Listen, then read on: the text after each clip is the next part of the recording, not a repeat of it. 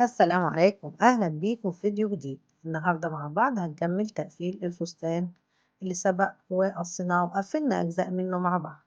بعد 8 سنتي هبتدي أخد كسرة 2 سنتي في 2 سنتي، ونكمل باقي الفصل بالشكل ده. هنسيب مسافة بينهم حوالي من 5 ل6 سنتي، ونبتدي نكسر تاني كسرة، كسرة في وشها، وهكذا. هنعمل الفصل بتاعتنا كده، وبعد كده هنثبت المقاس بتاع الوسط بتاعنا. حسبتيها ازاي؟ انا ما حسبتهاش، انا عملتها كده وجت معايا مظبوطة وحلوة قوي.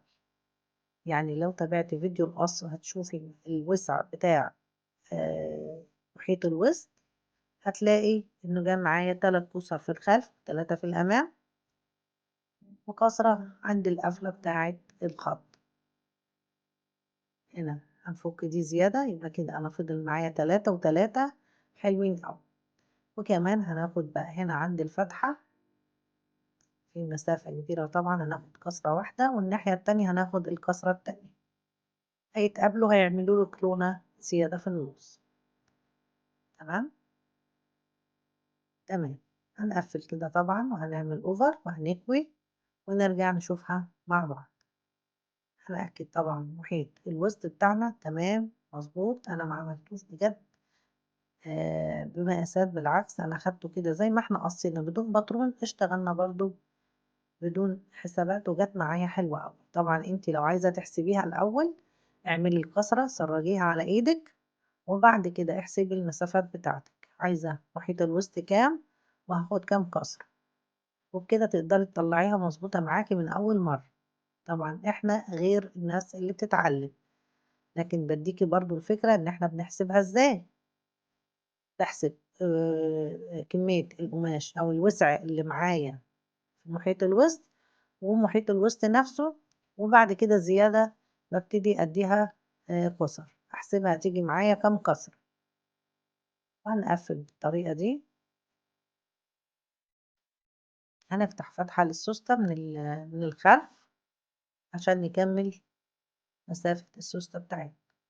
طبعا لازم نسيب حوالي 5 سنتي للسوستة من أسفل الظهر، بحيث إن يكون الفستان مريح في اللبس، لأن طبعا ما فيش أستك، فمش هنقدر نقفله كده على طول. لازم يبقى فيه حوالي 5 سنتي ساقطة عن محيط الوسط في الجبونة بتاعة الفستان، ونركب فيها سوستة زي ما احنا شايفين. أنا هنا بعمل للسوستة بطانة.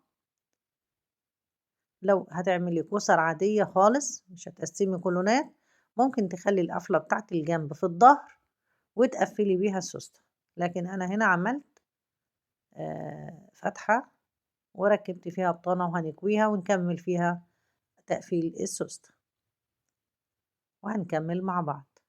أنا كويتها خلاص، هبتدي أركب السوستة. فكرة المكوى يا جماعة حلوة أوي، المكوى بتساعدك كتير أوي في إن انتي تقفلي الحاجة بتاعتك صح.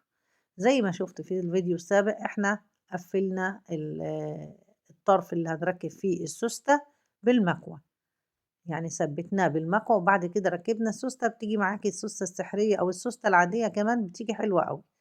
يعني أنا أحيانا بشتغل سوستة عادية على فكرة، مش كله سوستة سحرية، على حسب المتاح معايا. ففي سوستة سحرية بنكوي، في سوستة عادية بنكوي، لكن في التقفيل بتبقى حلوة قوي معاك وبتطلع جميلة جدا. وعملنا احنا حاجات قبل كده وقفلناها بسوستة عادية، وشكلها طلع جميل وحلو قوي. تمام. هنا هنعمل ايه؟ هنبتدي نجيب السوستة من فوق شوية ونركبها مع الطرف. لازم اظبطها الطرف على الطرف. انا لما خدتها الاول لقيت فيها حوالي نص سنتي بارز لبره، فده طبعا ما ينفعش، لازم يكون خط الخياطة جاي من فوق زي تحت، علشان السوستة يبقى شكلها جميل وتقفيلها نضيف. هناخد الجنب التاني وهنشوف هنعمل ايه بعد كده. لو انتي مكملة معايا ما تنسيش لايك، اشتركي بالقناة، وفعلي الجرس عشان يوصلك كل جديد. ويا ريت تشوفي باقي الفيديوهات، فيها حاجات جميلة هتعجبك، وحاجات لبدايات التعليم كمان حلوة أوي. ومعانا موديلات كتير عملناها مع بعض، منها الصيفي والشتوي والبنطلون والبلوزات. الحمد لله المحتوى شامل، ولو حابة حاجة جديدة يا ريت تقولي لي وأنا أعملها لِك في الفيديوهات الجاية. هنا معايا البنات معلش اللي بتتعلم بتحرك الكاميرا، فعدلت الكاميرا ورجعت تاني أكمل. عايزة أقول لكم إن الحمد لله رب العالمين إحنا علمنا بنات كتير أوي لوجه الله، وفي ناس يعني بتتعلم وبتدفع فلوس مش هنقول لأ، لكن طبعا اليتامى والأرامل إحنا بنعلمهم، والقناة وقف لوجه الله تعالى، فاللي يقدر يشارك معانا أهلا وسهلا بيه في تعليم الأرامل واليتامى. حتى لو بمشاهدة آآ الإعلانات وعدم التخطي، دي هتكون حاجة كويسة معانا طبعًا هتساعد. أنا مش باطلب حاجة من حد يا جماعة على فكرة، أنا بس عايزاكم تهتموا بالقناة وتشاهدوا الإعلانات بدون تخطي، علشان نقدر نجمّع حاجة للناس اللي تستاهل، لإن فعلًا بتيجي ناس مش قادرة تدفع تكاليف التعليم، بالطريقة دي هنقدر نساعدهم طبعًا، وكلنا هنشارك في الخير. قفّلنا السوستة هنبتدي بقى نضبّط، نثبّت الطرف الأخير مع البطانة، وبكده السوستة بتاعتي تمام والفستان زي الفل. هنعمل مرحلة تانية وهنشوفها مع بعض. طبعًا أنا عندي هاركّب لولي بقى في المربعات أو في الفاصل بتاع المربع من التاني، هنا دي الكُلفة اللي هنركّبها، وكمان عندنا شريط لولي هنركّبه. أنا ركّبت الشريط اللولي على فكرة وفاض منّه جزء حطّيته على الرقبة. ما لافش الرقبة كلّها لكن ما فيش مشكلة، هنا اللولي ده هنحطه في الفواصل بتاعة المربعات، وهنركب برضه الشريط على الوسط وعلى حردة الرقبة. هنبتدي نتني بقى، وفي كمان دانتيل هيركب على الديل، تنينا وابتدينا نركب الدانتيل على الديل. طبعًا مش محتاجة إن أنا أوريكِ التانية ولا حاجة، تانية عادية جدًا سنتي في سنتي، وابتديت أركب الركامة. طبعًا هي مش نفس الموديل اللي على الفستان في الصورة الأساسية، لكن إحنا حاولنا نقرّب المسافات ونجيب أقرب حاجة ليه. وده الفستان الأمورة بتاعتنا لابسة الفستان بتاعنا.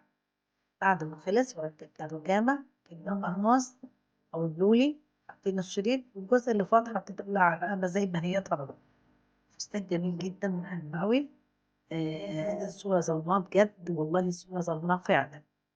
فيا ريت لايك تشترك في القناة وتفعل الجرس عشان يوصلك كل جديد، ولو عندك أي تفاصيل قولي لي وأنا أقول لك. لو ناقصة متعرفهاش يا ريت تطلبوا مفيش مشكلة خالص، ولو حابين أي حاجة مختلفة قولوا لي وأنا أعملها لكم.